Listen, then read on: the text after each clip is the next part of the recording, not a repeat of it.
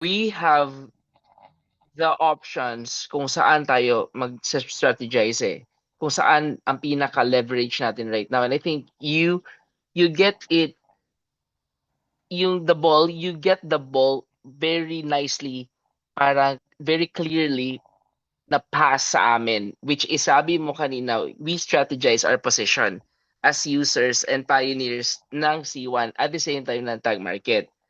We have to leverage this position and make sure na we are updated sa mga news and mga reveals ng each company. It's because both will surely give us um returns sa mga investments. And for now, I have to say, it's really tag market, which is very consistent every day. So kahit magkano ang pinasok na money, you just either you compound it, and if you have more money to put in, you can give your 2,500 and take, a share of the new pool which is coming next month. It's still a big win. Pero if you have access to all pools, like meron kang access to Tag Market and UNX and Planet IX, then I think it is better. So ang masabi ko lang sa lahat na nakikinig and the lahat ng andito sa webinar natin is to really know your financial situation right now and play strategically where you want to put your investments. Ako personally, I play Planet IX. I'm one of the first takers in the new Meteora IX pool, and I think right now I have about 1,456 AIX already sa rewards, so it's not bad. And then we are all waiting for the S2 big game sa Planet IX, and there will be an AMA coming next week, March 26, and that will be guests ng mga devs at the back end. So we will be expecting big updates sa mga tao na nasa likod. What is the next part of the big game? Because this Planet IX has two. Okay, I'm going now to Planet IX. They have a two avenue right now to make profits. The first one is the IX Meteora, which is in base app. The second is on hold. This is the bigger game yung ginawa natin before using the MetaMask wallet. So the MetaMask wallet, that's a big waiting right now, a big revelation and a big updates game, which is happening next week and April. So we're all waiting for the big roadmap and the big i-resume nila the big update sa IX Foundation, which is really a big part of the game because our staking is there. Like our Oh, territories, our energy, our meta shares, our AIX staking, single staking, our meta crystals from the mining passes, andun lahat eh. So, right now, ang pinaka-easy play to earn natin is IX Meteora, which we should also be capitalizing on that because it is making us good daily profits. Like, nung nagsimula ako 4 days ago, 4 days ago or 5 days ago, the staking pool was around 4,000% annual rewards. And right now, yeah, I have around 1,400 plus AIX already na nabuo ko. So for me, it's a good win. And 7.80 to 8.50 ang AIX right now, pesos. And we're aiming for a higher AIX value in the coming months. Pero right now, we cannot assure a really high AIX because marami pa aspect of the game na hindi pa na, natatap. Mm, yeah. tama. Mm. And also after Plan IX, I have to go back and say UNX, it's a big potential product. It's a really big it's a big blockbuster, but it's still being announced right now. So, kumbaga, isi-serve na siya. nasa C1 back office na Coach Anton, and it's going to be served. Mm. Pero we don't know yet kasi there's a lot of things about Planet IX na kailangang i-reveal ng C1. But like you said, you're right. Pero Coach Anton, one thing that got me from what you were telling us kanina is the internal between C1 and Tag Market, and how do we proceed in the future if ever we will go with both C1 and Tag Market, and does it affect us being a C1 member, and does it affect our standing with C1, or is it okay at the end of the day to invest in both companies? Kasi one concerns me is that we might be we might be happy right now because we're earning in C1 and Tag Market, and at the end of the day baka we will be at a crossroad where they will let us choose ba between where are we really positioning, kasi baka gagamitin na nila ngayon the same strategy with Tag Market na parang when you network you get this 10 downlines and then you profit from them, and then pag gagawin din niya ng C1, and then how are we going to play around with this? Parang yun lang ang parang ano ko sa iyo, Coach Anton, parang question para sa future. Okay. Um, Um, yeah. yeah, let me answer that, no? Okay. Remember, Tag Market was before in C1. Okay? Nasa loob yan ng C1. Okay? Ngayon, para sa akin, this is my personal point of view na I hope it won't affect kasi 'di ba merong rules ang C1 na we cannot uh, uh, go to the other company, no, kasi Yeah. conflict of interest. Okay, Mm-mm. right. But Tag Market was before in C1. So that's a different story. Kung ganun ang mangyayari, we have to jump kung anong barko Best ang for gusto everyone. nating sakyan, no? Yeah. Kung ganon ang mangyayari. Pero I don't think ganon ang mangyayari kasi nga sabi ko nga galing yan sa C1 dati, no? Ngayon kung hihigpitan halimbawa ng C1 na lahat ng mga nag-invest sa Tag Market at they want to continue to invest in Tag Market, you better go out.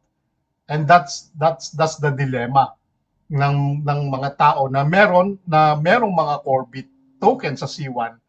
On the other hand naman, kung hindi ganun ang mangyayari, parehas pa din, no? Pero para sa akin, hindi. Kasi um, magkakaroon din sila ng conflict. Kung pamimiliin nila yung tao, example, mas maraming pupunta ng Tag Markets at the moment. Remember, Ambassador Anthony is number 1 in Tag Markets. And he won, no? Nanalo siya ng worth $1.2 million na bahay, no? Coming from Tag Market, nasa Dubai. Ambassador Anthony has the bulk of people in C1.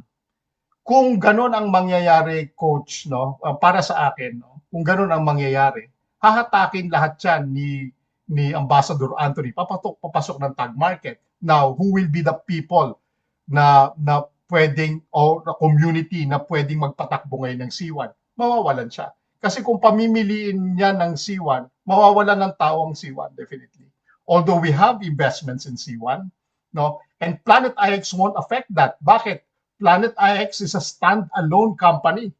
Although they are part of C1, but they are a stand-alone company. They don't care kung ano yung nangyayari ngayon sa loob kasi they are not a trading platform, di ba? They are a gaming platform wherein you can earn a passive income from a gaming platform.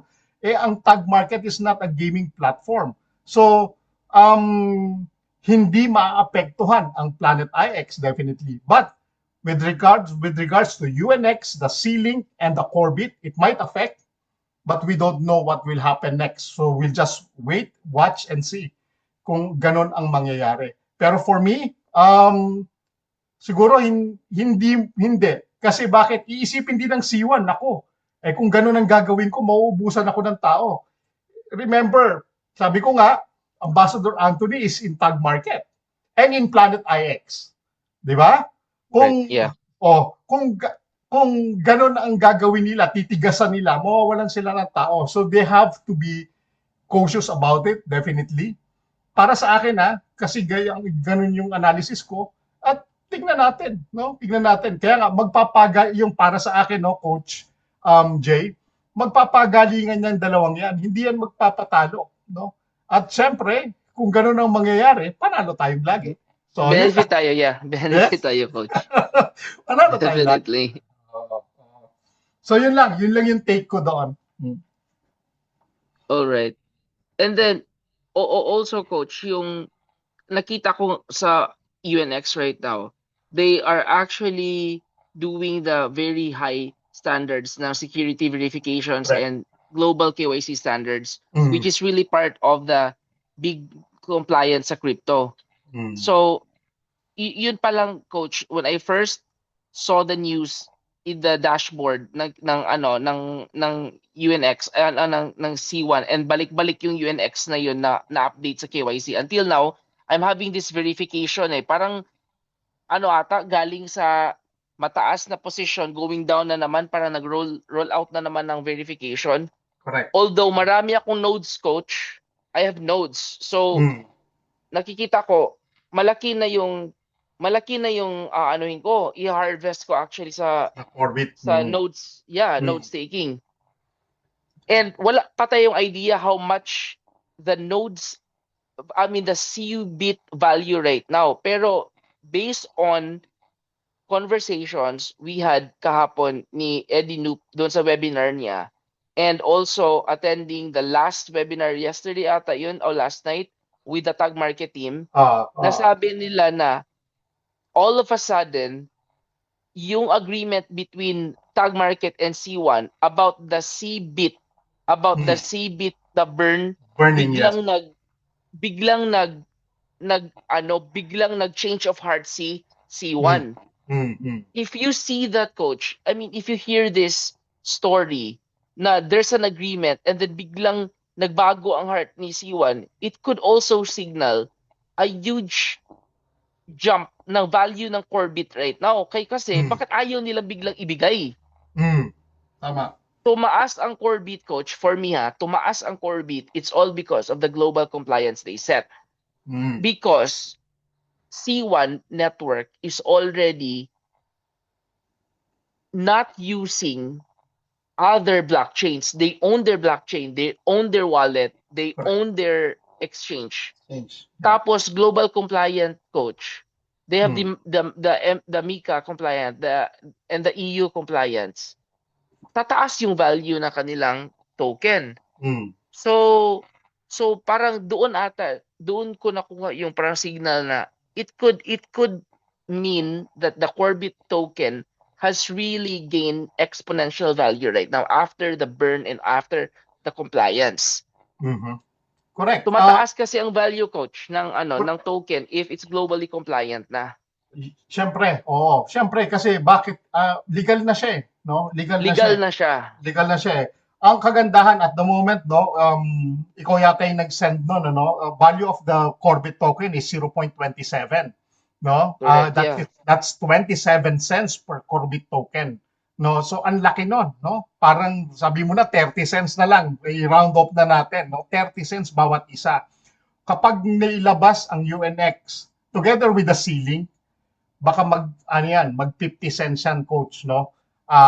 Per Corbit token. So ngayon nagpo-produce tayo ng CBIT coming from the node NFT, coming from the staking, no?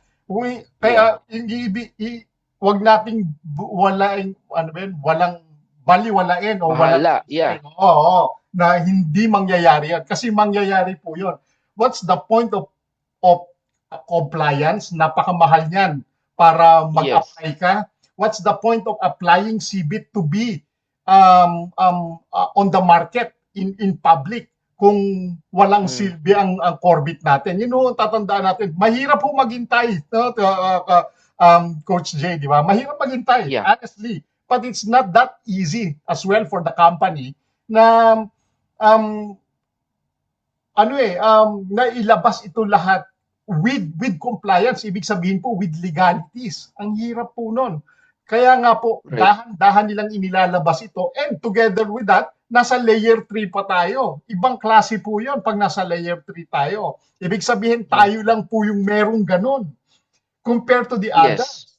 Ano po, sana kung Yes. naiintindihan niyo, alam ko, no, iba po yung nangyayari. Kaya nga, ang hope natin at ang chances natin pagdating sa ating Corbit tokens, malaki. Kaya po yung mga nag-pledge ng 100%, congratulations! Yeah. Kasi Yeah. unang-una kayong kikita pagdating sa UNX. Ano po? Correct. Na kayong Oo. kikita. Kasi malaki yung Sobrang big. Yeah. di ba? So, yung nag-pledge Yeah. ng 50%, very good pa din kasi meron na kayong napauna. Tama ba yung coach? Napauna, no? Doon Correct. Yeah. sa UNX. So, yeah, it's a good thing. It's a good thing na ganito yung nangyayari. Kaya nga minsan, titignan natin yung bad na nangyayari. Behind that bad na nangyayari, It's actually ay, very good. it was actually very good, yes. Yeah. Di Correct. ba? Yan, oh. Sige, coach. Ito, Continue. yeah, ito coach. The last March 14, 2026, C1 posted an update sa dashboard. It says, building the trading platform our network deserves.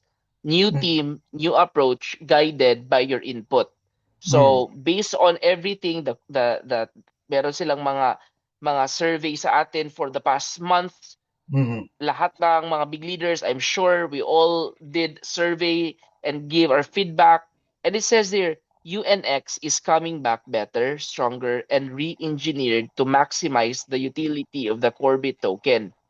Over the coming weeks, C1 will be rolling out new uses for Corbit alongside UNX and introducing more features that will only be accessible to CBIT holders.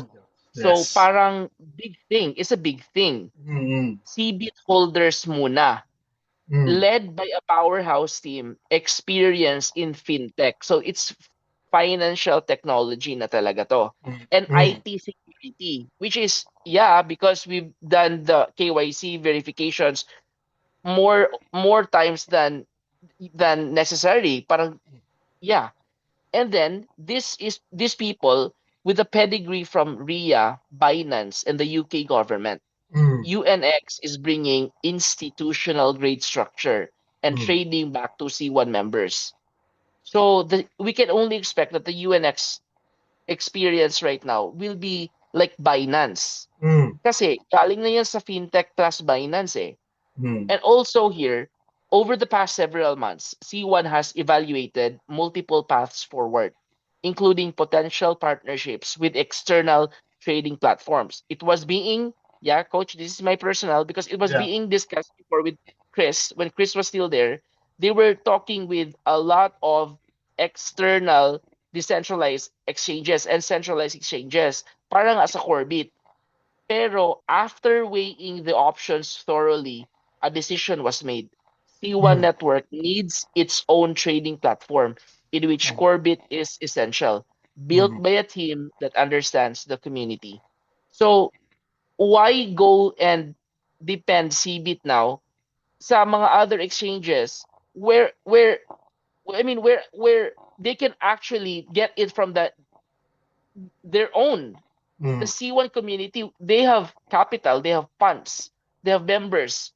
So building the network is first, building and applying for compliance doon mismo on top of Ethereum is Arbitrum, and on top of the layer 2 Arbitrum is where the layer 3 C-Link was made.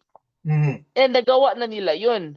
So na successful yun eh. The last conversation I had with Chris was they really established the L3 layer. So nung na-establish nila yun, they also integrated the Corby token, which we all have from the C1 rewards and the C1 LP points and all kinds of C1 activities. Tama. Hence, there was an event with you, Coach Anton. You were with the people in C1.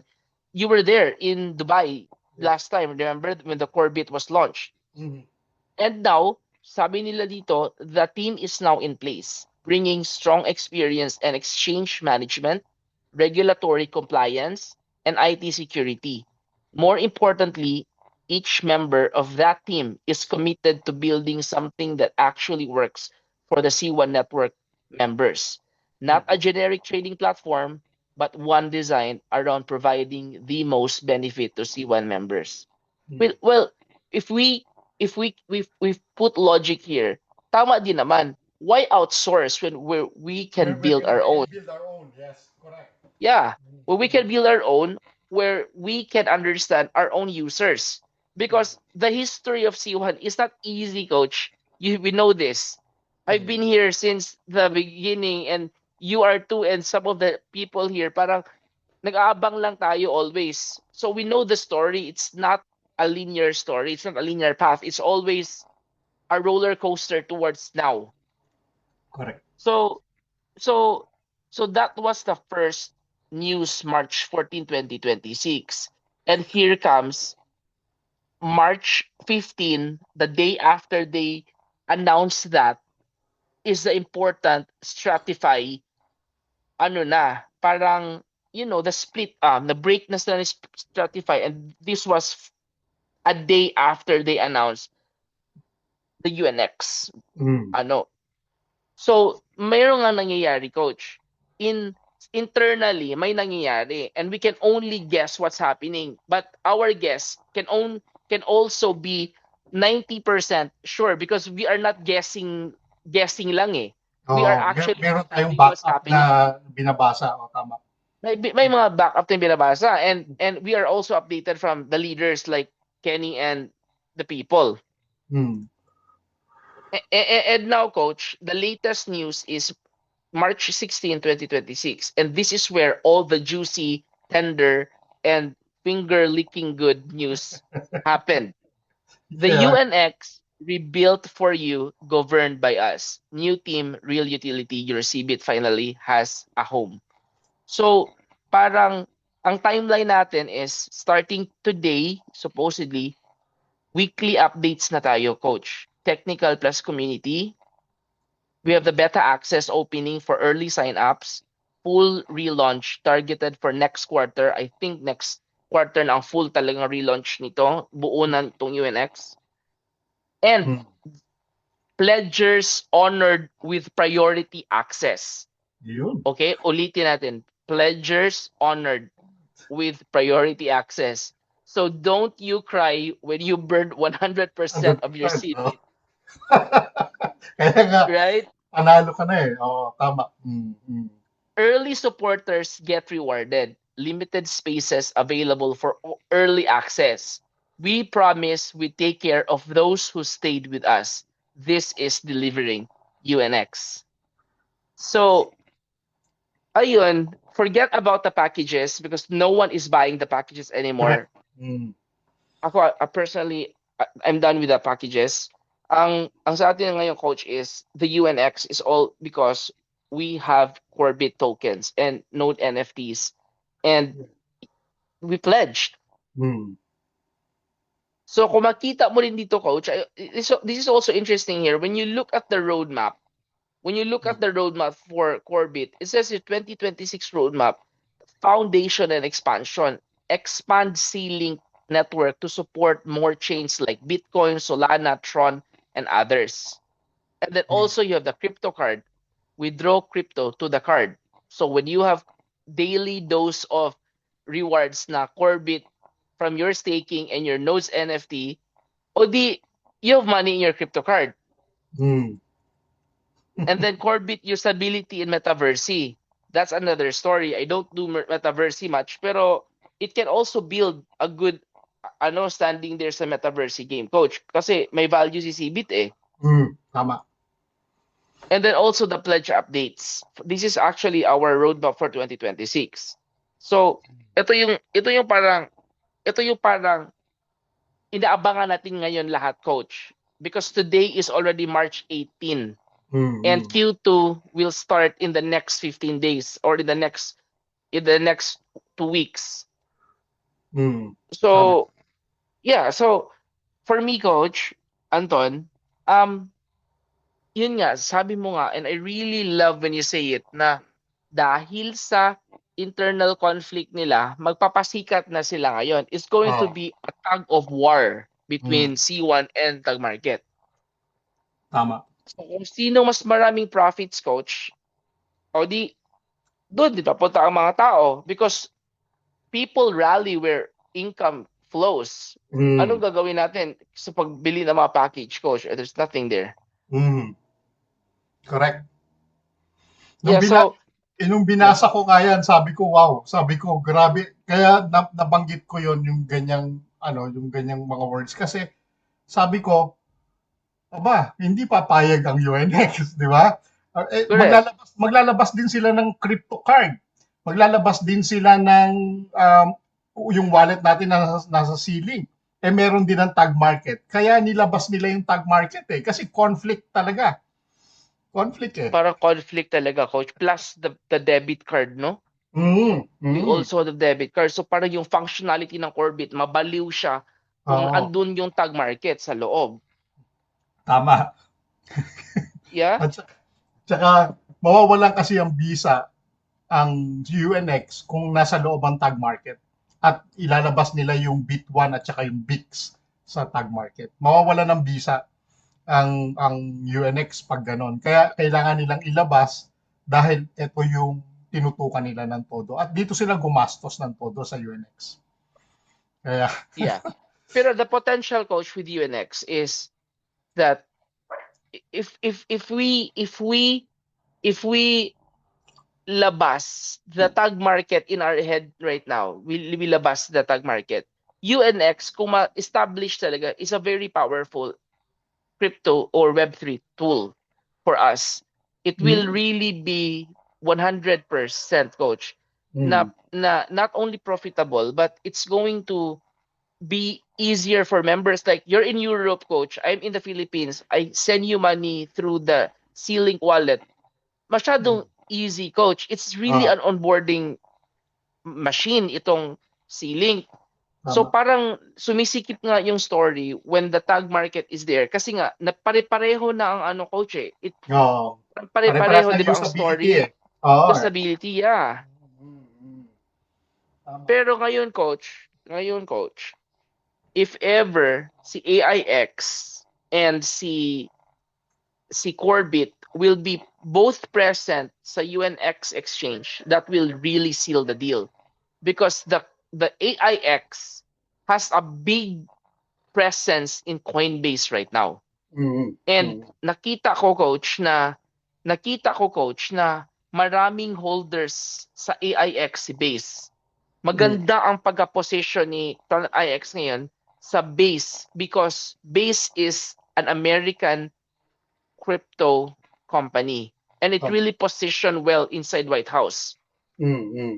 Ngayon, if you go to the Base app and look for AIX, coach, may nag-hold doon, coach, ng quite a large number of holdings, coach. Nasa 823 million Oh, wow. pesos Mm, na AIX. And this is not us.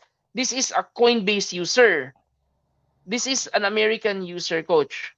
mm, So so we can only imagine na if marami pang hahawak ng AIX doon and marami maglalaro and i-integrate nila lahat sa UNX yan, makain na natin ang China and the US both sa C1 talaga.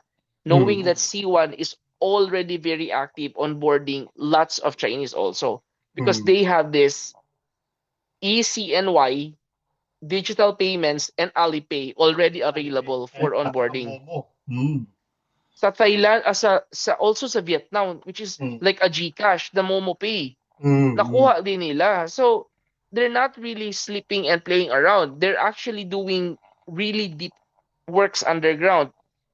mm, Kasi to MomoPay, coach, and the Alipay, you have to talk to you have to talk to their government. Kasi mm, para siyang GCash nila eh. mm, mm.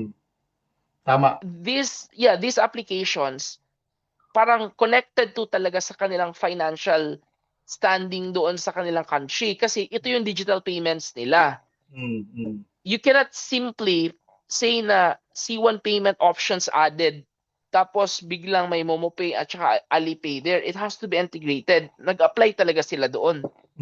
Tama. And you can also say, Coach, na malakas ang presence nila sa area na yan is all because they put effort. Sa Philippines, somehow, they lost siguro trust with, and vice versa.